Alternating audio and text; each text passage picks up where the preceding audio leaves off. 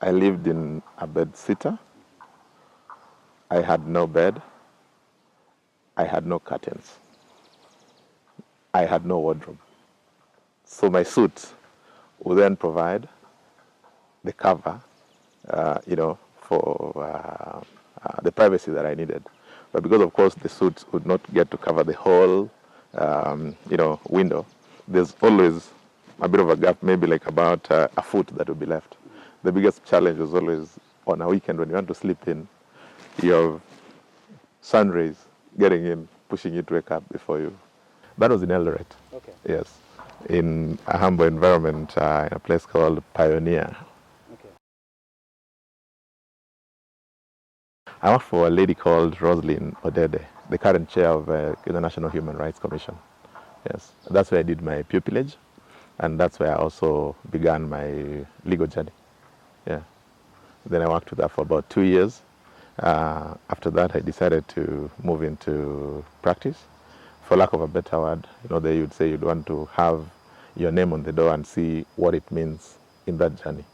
So in 2006, I then started my practice. Cumulatively, about 3.5 years, because I started working with that when I was doing my just at the end of my second year at the university. Yeah, I was in Moy University. Yeah, so whenever we had holidays in between, I would go and do a bit of internship. So when we finished, we had understood each other in terms of what she wanted for work ethics, what she wanted, her expectations generally. So it was a very easy flow in. So I got in, worked as a pupil. After that, then I got admitted. Then after our second year of interaction, there are a number of things that are then picked in practice and which I wanted to implement. And she was like, Gumbo, I really understand you, but where I am, at this point in my life and where you are significantly different. I want to support you into going this, walking this journey that you want to walk, and to encourage you to just open. Let's start it together. Whenever you need support, guidance, I'll help you. Yeah, so that's how it started. Not quite, incidentally. The practice has always been, back in the day at least, one would want to work under somebody for a relatively long period, so that then you're able to understand the dynamics about interaction with clients, dynamics around what the work environment means, and so that by the time you're getting out there, you'd be described then as being market ready. But around that time also, and the last, call it 10 years, what would be considered to be market ready is not necessarily what it was 20 years ago, because of many other intervening factors, many individual aspirations, those sort of things. They then determine the trajectory that an individual would want to take in their journey. Not limited to law. In every other field, I'm sure, depending on what an individual's aspirations are, one would want to chart a path that also gives them that job satisfaction. You remember the case of SM Otieno? Yes. That is where I first picked the interest, and I said, oh, this looks like a very interesting thing. Remember the whole story about Tumira Kagere clan? First, the fact that it made us understand a lot more about the interaction between the society and the law. Then, of course, there was now the lead or the role of the advocate in opening up that space.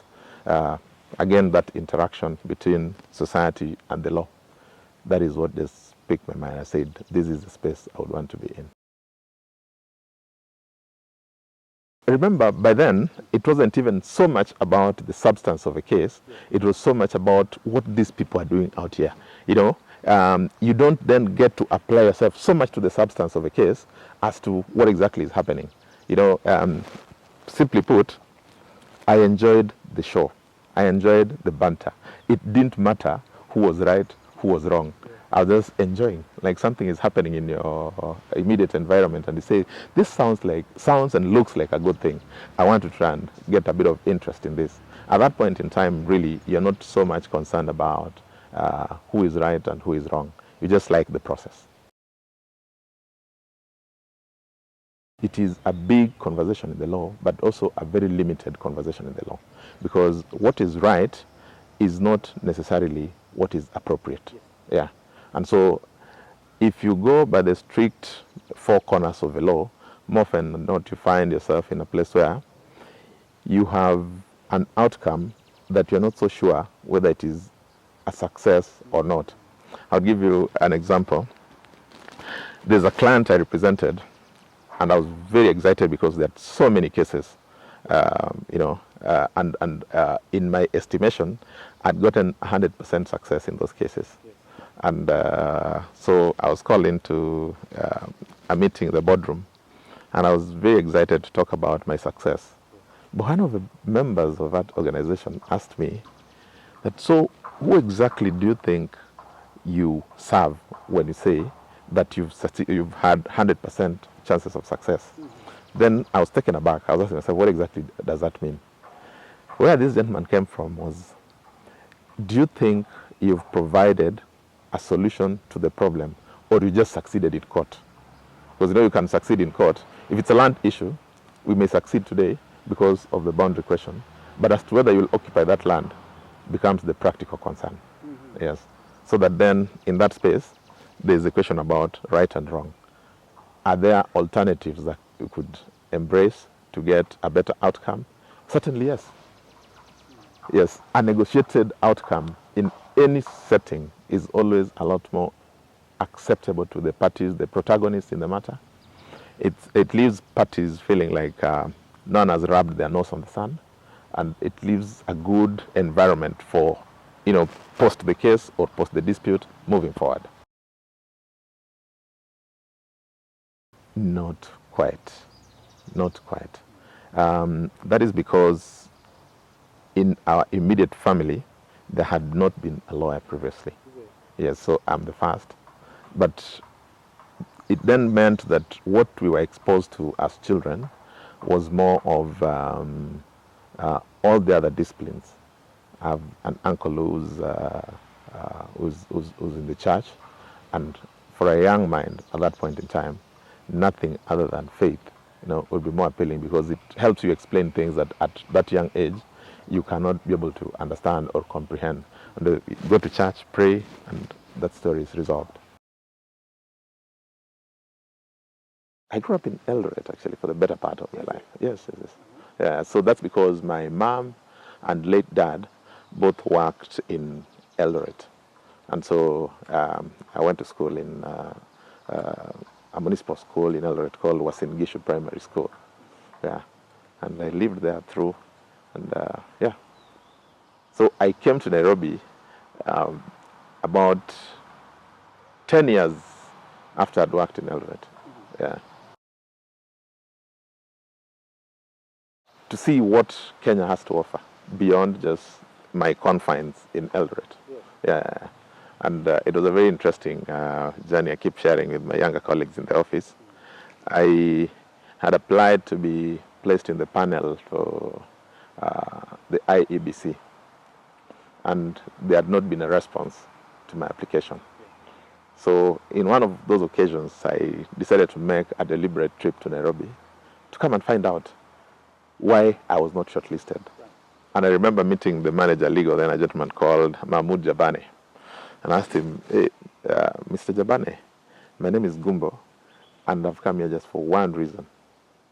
I wanted to get my regret letter. Yes.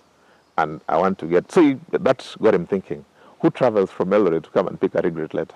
I told him, yes, I need to pick this regret letter. So I then know what I didn't do right, or the reason that I was not placed in your panel. Then it turned out that they had not finished the process. Then it simply asked me, do you work for any other public agency or government agency? I told him, yes, but then what I had in mind was the Rift Valley Technical Training Institute, which is, a tertiary institution in Eldoret.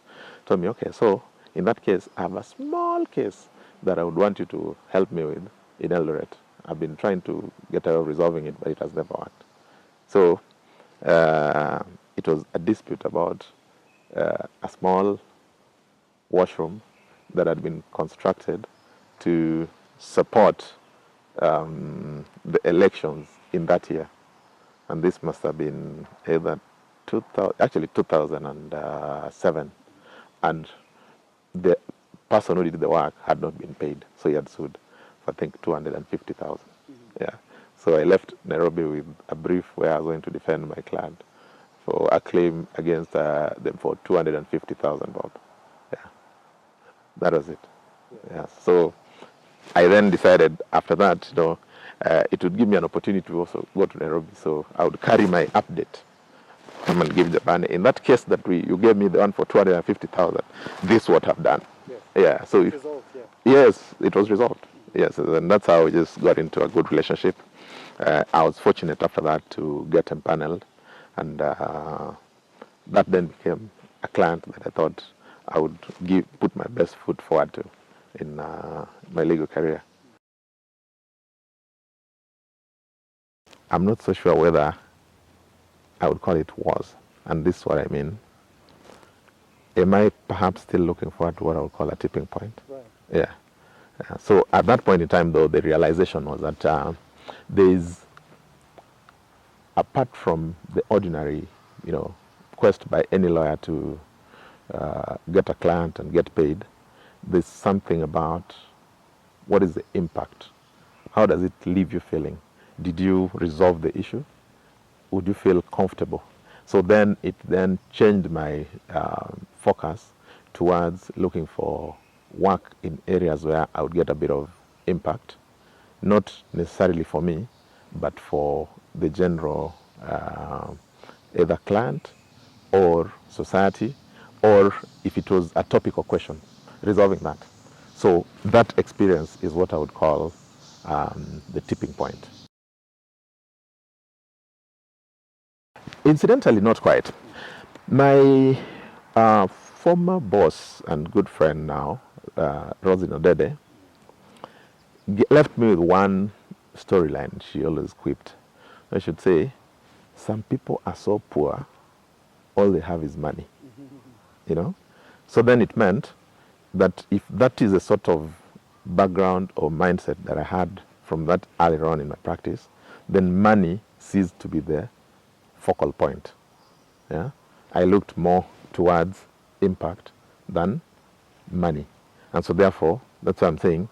For me to say then it's a tipping point, then I would measure it more on the basis of the impact that it would have, not necessarily on me, but on the society and on for the client.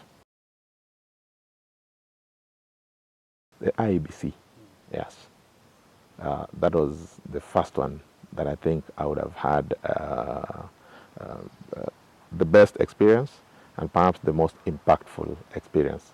And because we've had a good relationship over the years, I've seen many things. They've defined how I've looked at practice. They've defined how I've approached disputes, how I've approached problems, because what they do has a very direct impact or correlation with the society. I'll tell you, the very first significant brief was during the boundaries delimitations that were conducted, I think, in 2013.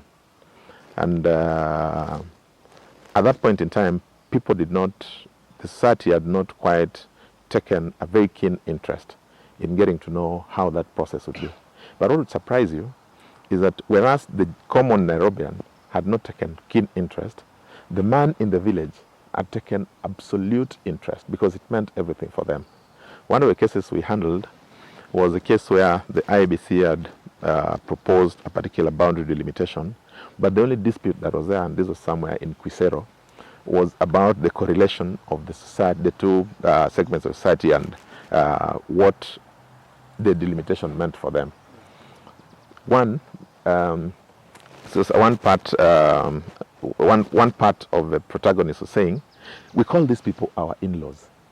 If you put us in the same area with them or delimited area with them, then you're essentially locking us with our in-laws in the same house, which cannot happen in our society. Now, that was a big problem. Whereas IABC was right, these people were absolutely right in terms of the impact or how it made them feel. So if you didn't resolve that question, taking into consideration their concerns, then it meant you'd have put them in a place where they would be in an area where they're not happy at all. We resolved that. Just in the run-up to the promulgation of a constitution, there was a huge conversation in Elgeyo Marakwet around how Elgeyo Marakwet should be captured.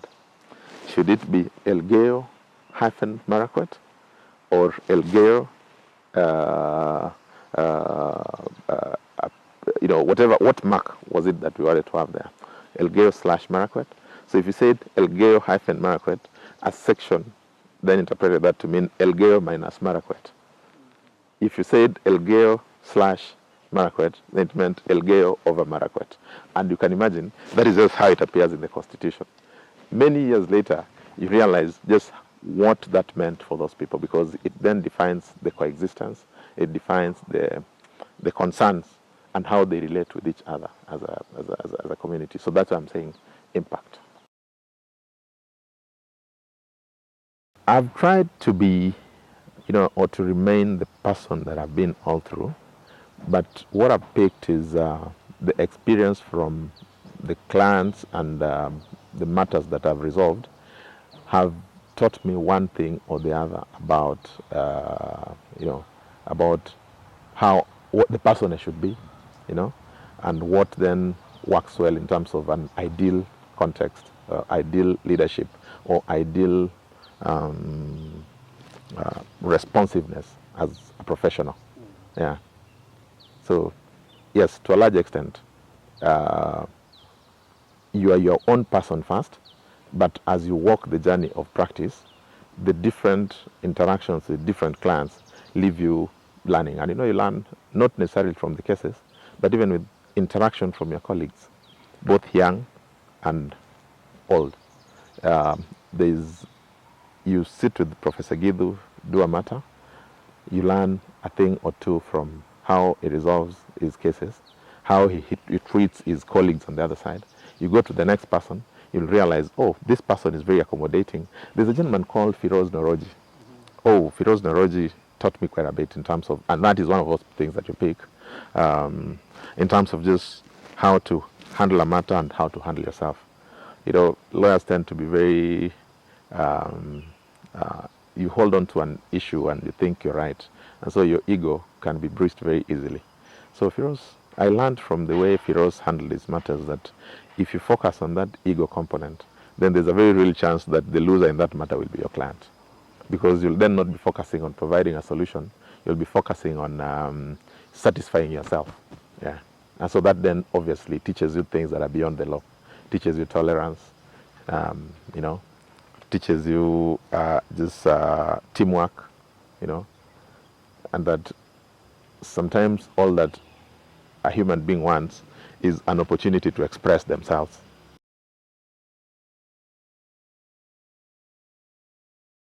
The stratification, yeah, that somebody imagines that you are here and they're here, whether your colleague, your client, it's more a mindset question, which does not necessarily sit well with, it doesn't sit well with me. But you see, life does also not give you the opportunity to tell the next person that it doesn't sit well, because once they form their opinion, they formed it, and more often than not, they'll not even ask you about it. Yeah. It tends to create a barrier, which sometimes is not necessarily there. Right. Yes. It makes somebody imagine that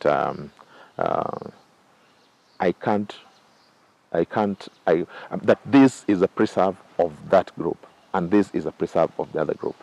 And more often than not, it's a question of just imagination.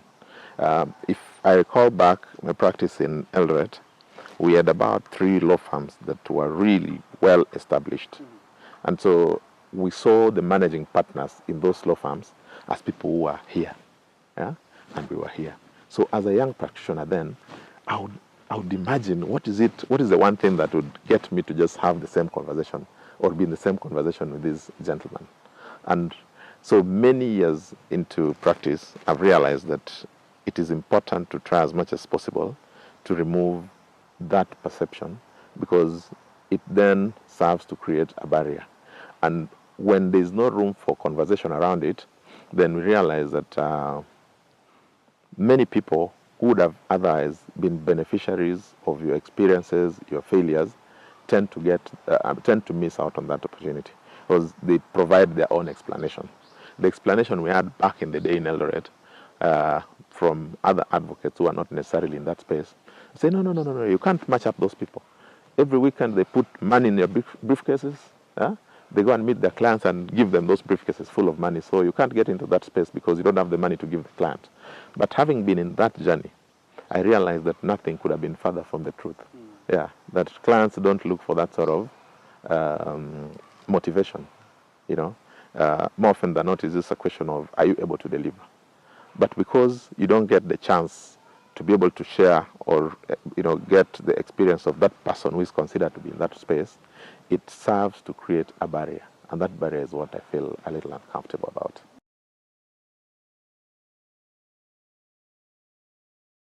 There is a formula to the madness. The formula are the things that we know.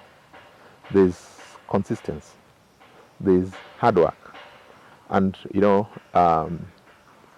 many people have always said that many authors have written books around there's nothing like a free lunch.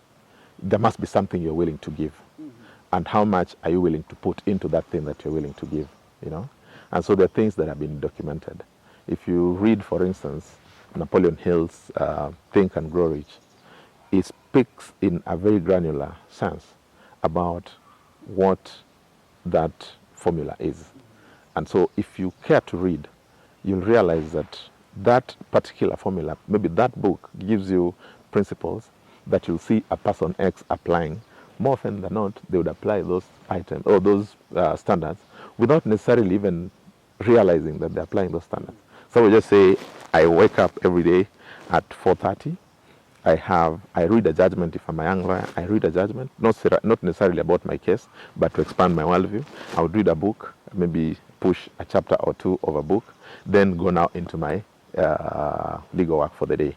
But then I create consistency, because nothing then, you never get a chance where you have those one-hit wonders, the outliers, that you woke up today, and the story of Simon Makonde, that you are admitted today, you became a prominent lawyer within the first year, and you became the next thing within the third year. And even if really there was to be something like that, then there's a real chance that it would end just as fast as it came into play. Consistency, hard work, discipline. I would really not see any place of luck. Yes. Yeah, there's really no place of luck. Okay. In fact, in my conversations with my younger colleagues in the office, one of the things that I tell them is that the chief executive officer of this country would be your father, would be your uncle. But when it comes to making impactful decisions, they'll not give you work because they're your father. They'll give you work, if that's all they have to give you work, because you're able to deliver, that you're disciplined sufficiently, and that you'll not come up with excuses, and that you're consistent, so that even if somebody was to raise a concern about the fact that you've been given that brief, then they realize that there is a merit question about it. I'm a deeply religious person. My dad and mom, my late dad and mom, serious Christians, and that is the background upon which we all grew. And so I'm currently, I moved from what was our traditional church, which was Anglican. I moved to Pentecost. And that's the place that I've found peace in many directions. There are certain things that religion and spirituality help you with. They help you to stay grounded. There are values that we pick from biblical, writings, from teachings that resonate very well with the person that you want to become, with what it takes to become the person that you want to become, and how to even relate with people in the event that you succeed to get to be that person. For instance, humility, Not quite. Not quite. Humility is either in, I mean, it's a practice. It's about situational awareness. Like I said previously, you may have an unspoken vibe, which then kills humility. You know, when you come home in the evening, does it bother you that your security guy has probably not had lunch? Does it bother you that the person who, you know, helps you clean the house is bothered about their sick mother, is bothered about school fees for their child, for instance? What are their fears? What gives them anxiety, you know? And so you want to sit down once in a while with them and just seek to find out what, because life has put you together with them, you want to find out what are these items and is there any possible intervention that you could have, you know? Yeah. And so once you're in that space, then really it doesn't matter where you are in your life, because you'll never quite build any barrier around third parties coming to meet you, and you'll just have interactions with everybody else, you know. And I've seen that in many friends that I've, you know, picked along the way. One of the things that helps me actually pick friends is that virtue of humility. Sitting where I sit today, I fall in, you know, what I would call bang in the middle of a society in terms of age. I fit in between the old, and I'm also able to reasonably understand the anxieties of the young. Now, what gives me fears or anxiety is that gap, both within the profession and outside the profession. Because that gap is so wide, we've gotten to a place where we've left our younger brothers and sisters to understand and appreciate life the way they pick it, you know. We've not invested sufficient time in walking the journey with them, and so that is likely to translate into a situation where we'll not have carried the values that we knew back in the day to the values that we think any other human being growing up should have, you know. For instance, I've realized tolerance is a virtue that is completely lacking, more so in our younger generation. You can imagine the consequences of raising an intolerant generation. It then translates into the society, into the persons that would be. Number two, the fact of just having patience as you grow and go about your life. It falls again in that space. The younger generation, have they learned about patience? Have they learned that you'll probably go and in your farm wait for 8 months to get your harvest of maize? Or is it that you plant the seed today and you want to almost watch it grow and harvest tomorrow? How do you create a balance between the two? The place of information. When we grew up, or rather back in the day, we didn't have as much information as we had then, that is available now. What are we doing in our age or in our space to help the consumer of this information, you know, navigate the journey of their lives? In fact, put it differently, spirituality speaks a lot towards the morality of a society.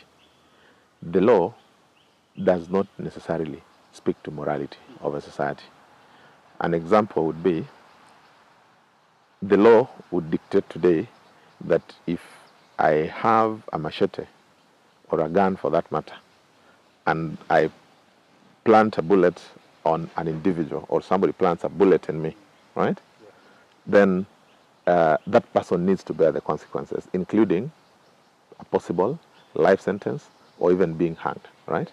So being hanged, right, is a moral question. Who are you to take away life that you didn't, bring into existence? So there's that conflict. Of course, there's always that conflict.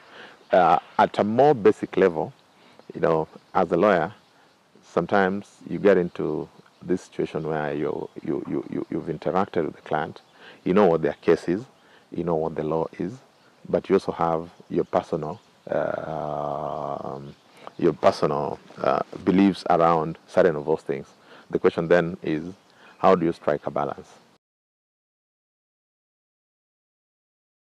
I've learned in life never to say never, but I tend to avoid cases that may have personality conflicts in them. It would be cases about family law, for instance. Yeah, it's not that they're bad cases.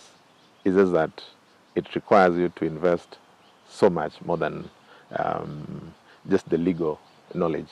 Because when somebody comes to you and they tell you, this is what my brother is doing to me, it might leave you feeling a particular way as a human being, you know. And you have cases where one segment of the society is fighting with another, one segment of a family member is fighting with another. And so, because of the energy that you need to invest in those sort of matters, I tend to shy away from them. So I'll not use the word never, but I would want to say I shy away from them. And even if we find ourselves with that sort of a matter in the office, I'd rather invite one of my colleagues to help me navigate that space. And more so, you can imagine,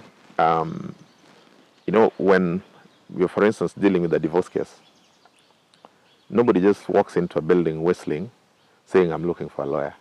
You know, they'll go to a lawyer called Steve Biko and Company because they've had interactions and they think Steve Biko should be able to advance their agenda. And if they know you, more often than not at a personal level, you probably know the husband and the wife. They've even been your family friends. Now you're being told to take a position in favor of one against the other. It leaves you sometimes in a particularly difficult situation. I'm 46, just turned 46 last month. Very interesting. It brings in, I've interacted, remember I told you I've picked quite a number of friends along the way. A majority of my friends are senior to me in age. And it has then been an interesting journey getting into my late 30s and moving into my 40s with them. They could be 10 years my seniors.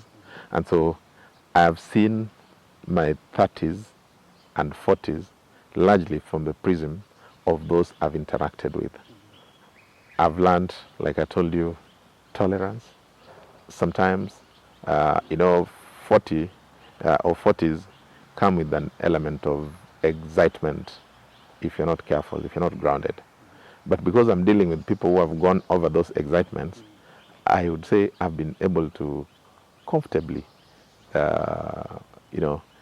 skip those vagaries that would come with the midlife difficulties.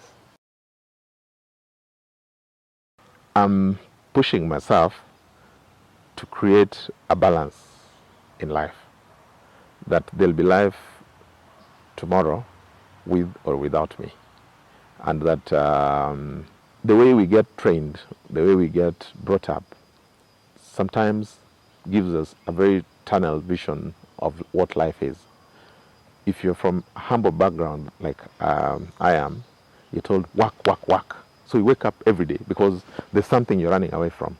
You've seen how difficult it was for your parents to marshal school fees for you and your siblings.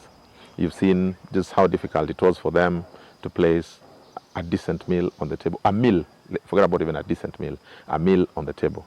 Now, because of that background, you want to keep saying push, push, push, right?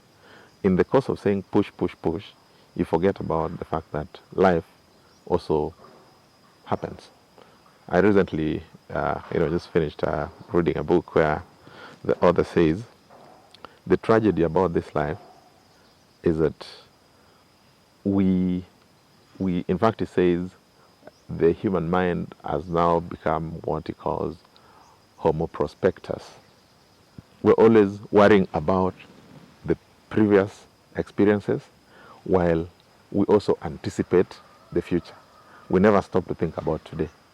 For instance, how about we just come and meet and say, hey, Biko, I have a cup of tea here, a glass of milk, or a glass of wine.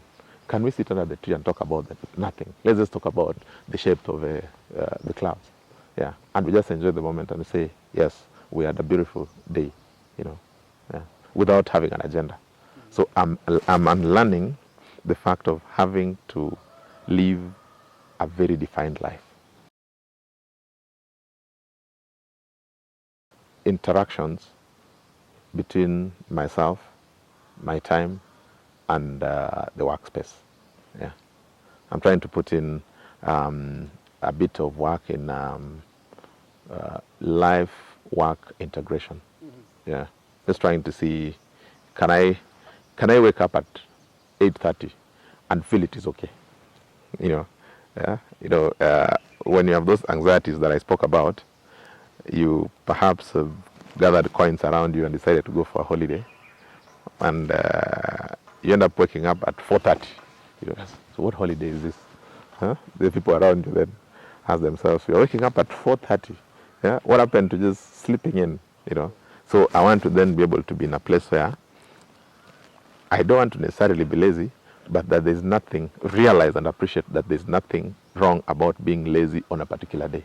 And you set a day when you say, today is just me. I just want to relax and not feel bad about it. I've learned that from a few of my mentors. Professor Gidhu Muigai, for instance, tells me that he learned much earlier in his life to pick a day in the week, which is just his day. A day when he says, on this day, I'll go and play golf. I'll call 2 or 3 old men from, he says, I'm from St. Andrews. Yeah. In Kiambu, he says, I'll want to sit with those old men and boil some, some meat and just have that conversation with them. I've recently taken to slowing down on Fridays so that then on that Friday, I could put in a bit of just my me time exercise regime. It could be go for a jog, a long jog. I do the course of the week. I try to do short 5-10 kilometers, but on a Friday, I would want to probably push it a bit, or play golf, that sort of a thing. So I try to now free my Fridays.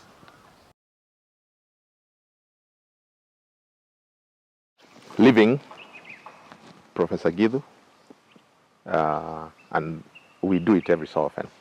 We like sitting with him under this tree and just pick his thoughts. And because he's a gentleman known to you, you know that you spend an hour with him, there'll be enough laughter. And in that laughter, even as we discuss the clouds, there'll be a lesson about the clouds. So he has gotten a very good balance of both the profession, leadership, mentorship, friendship, all in single balance. The other one, unfortunately, demised, is a wonderful friend of ours called Nani Mungai Joroge. Nani was an exceptional human being. He died, unfortunately, of cancer. But any lawyer you meet would tell you that was a first-class human being. Other than the intelligence around the law, he was also the best human face. In fact, because he would confess, he would tell you, hey, I'm an atheist. But we, as his friends, would always quip that, you know what, this is the only atheist who will be number one in the queue to heaven because of the values he believed in, the life that he lived, the willingness to share, Yeah. So that was actually the best person I would have called. And he had quite a bit of an influence over my life as a professional. He shared with me a book many years back when I got into Nairobi. He handheld me because the client put us together with him. So he shared with me a book titled "Making Money is Killing Your Business." Yeah, it's a book by a gentleman called Chuck Blakeman, and it speaks to the life of a professional. Nani lived that life. Yes. And so that is the one person that I would say, though dead, I still, seek to just live some of the values that he left in me. I try to spend weekends, particularly Sundays, yeah. And I also like spending time with friends. So every so often we sit under a tree to just have stories while away the weekends. Yes, I have two beautiful daughters. One is 10 years, the other one is 7 years. We are very good friends. Of course, you can imagine at that age, they are 10 and 7. 10 and 7. Yeah. So at that age, they are very, their mind is very inquisitive. And no, they'll ask you things that sometimes you feel uncomfortable about, discussing with them. So you don't want to tell their mother, I was asked this question, but I deflected it to you. So please, at least you've had the benefit of, runway to be able to know how to respond to that question because it is coming, And unlike in the past, where you, for instance, a child would ask you, where do kids come from? And it was enough as a parent to say, watoto ni wa Mungu. Yeah, that story, that answer would possibly not pass today, And so we have a fantastic relationship. They're very fulfilling in their own way.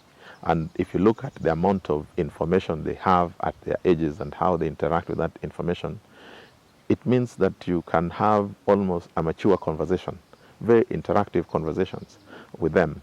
And, one of the things that you learn is because they are growing up at a point in time that is different from where we grew up in, there must be something about reverse mentorship.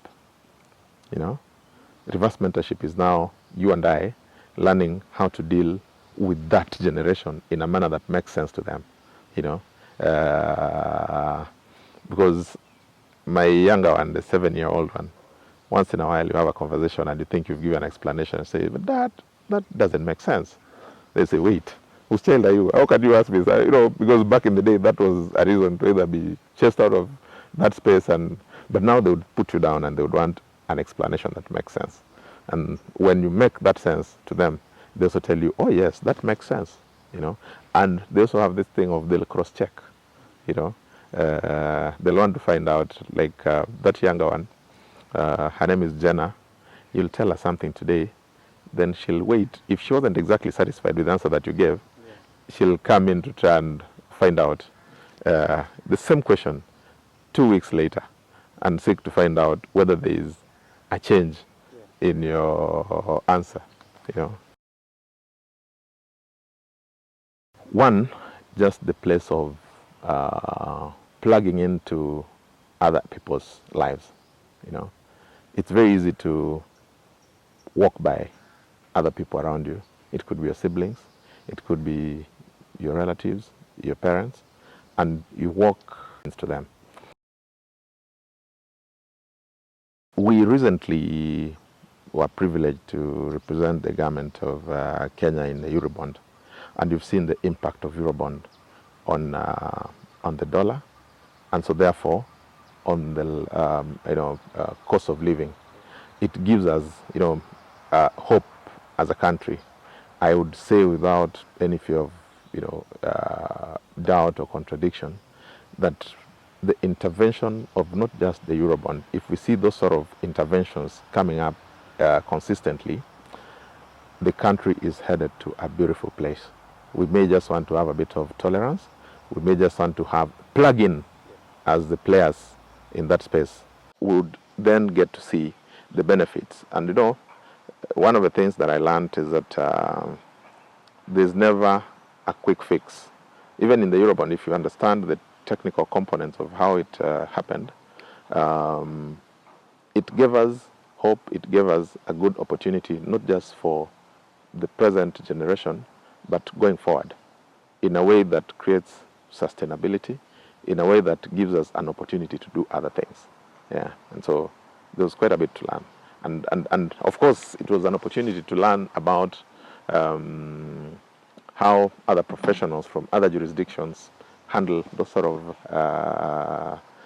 matters, and generally how practice impacts on you, because nobody gets to ask you what a particular item or piece of work did to you as a person. Did it leave you exposed? Did it leave you feeling a particular way? And that is an area where lawyers, nobody gets to ever, ask lawyers. I'll give you an example. When we finished the last presidential election, there was a dispute that arose. I was leading a team that was representing IEBC. But because I'm a Luo, the general expectation was that this is where you're supposed to be. This other place where you are is not necessarily resonating well with not just you, but your family, your community back at home. And it meant many things. An example would be, a day before that decision was delivered, I came here, and because I'd been working sleepless, I'd like about 6-7 nights without proper sleep. Yeah? When I came here, trying to catch a wink, at about 4 a.m., we had a drone that was overflying here. And I kept wondering, hey, what could this be? It just made me realize how exposed I could have been, and that being a source of, anxiety. That following day, in the village, my mother called me to tell me, hey, there's this black car that is unmarked. It has guys inside. It parked outside your gate yesterday from about 7 to 9 p.m. the following day and the third day. So I couldn't go home. I went to Eldoret, which now is my place of when I want to get away from so many things. So I went and stayed in Eldoret for 3 days. When I was coming back, the day I left Eldoret coming back, there was my house was broken into, and fortunately I just left on that day. So you can imagine how sometimes those sort of things work in the lives of a professional. It's the journey of life. Yeah. We don't do necessarily hourly based billing unless we are dealing with clients who insist on hourly billings, largely people from beyond our borders, and then even in specialized matters, for instance, arbitration and that sort of a thing. We more often than not just look at the value, the complexity, the amount of time you're going to put in, then we give a ballpark figure. So I would give you the characteristics of arbitration. You'll be resolving disputes within the confines of the law, but there's flexibility within that law. You'll not apply the law you focus more on the issue that you want to resolve than necessarily on the technicalities around it. If I went to court today, there's a defined set of rules that I must fall within. Now, arbitration gives you a lot more flexibility. If you wish, it also gives you an outcome that is more often than not acceptable to many. It saves time. And a dispute that would be in court for 5 years would probably be resolved if you have a good set of professionals. You can resolve it within 2 months, within 3 months, And the last thing is just to ensure that you've kept your eye on what is important for your client. Yeah. Mm-hmm. Mm-hmm. Thank you.